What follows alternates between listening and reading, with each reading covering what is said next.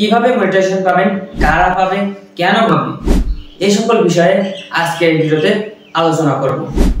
আমি তিনটি বিষয়ে আলোচনা করব আজকে এই ভিডিওতে। প্রথমটি হলো কন্টেন্ট মনিটাইজেশন কি, কন্টেন্ট মনিটাইজেশন কিভাবে পাবেন এবং কন্টেন্ট মনিটাইজেশন পেলে আপনার কিভাবে ইনকাম হবে। তো প্রথমে কন্টেন্ট মনিটাইজেশন কি? কন্টেন্ট মনিটাইজেশন হচ্ছে ফেসবুকের একটি টুলস।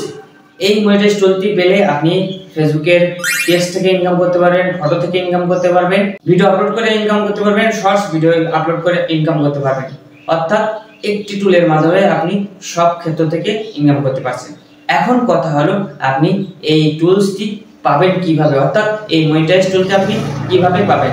আসলে এই কন্টেন্ট মনিটাইজেশন পাওয়ার জন্য নির্দিষ্ট কোনো শর্ত বা নির্দিষ্ট কোনো কিছুই উল্লেখ করে দেয়নি ফেসবুক, যার কারণে অনেকেই এই টুলসটি বা মনিটাইজ পাচ্ছেন কিন্তু সে নিজেই জানে না। অর্থাৎ অনেক ইউজার আছেন অনেকদিন যাবত ফেসবুকে অ্যাক্টিভ নেই, তারপরেও সে মনিটাইজেশন পাচ্ছে। এখন কথা হলো তাহলে যারা অ্যাক্টিভ আছে তারা কিভাবে পাবে?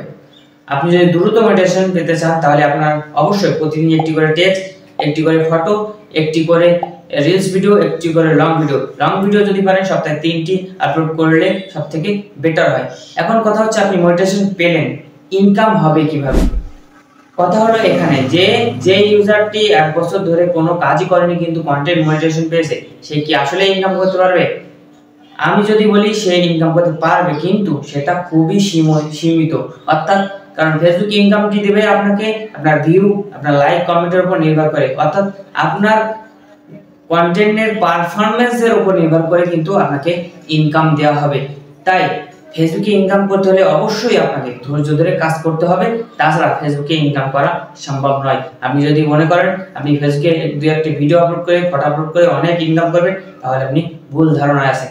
তাহলে আপনি যদি ফেসবুক থেকে ইনকাম করতে চান, এখনই ফেসবুকে কাজ করা শুরু করে দিন এবং নিয়মিত কাজ করুন।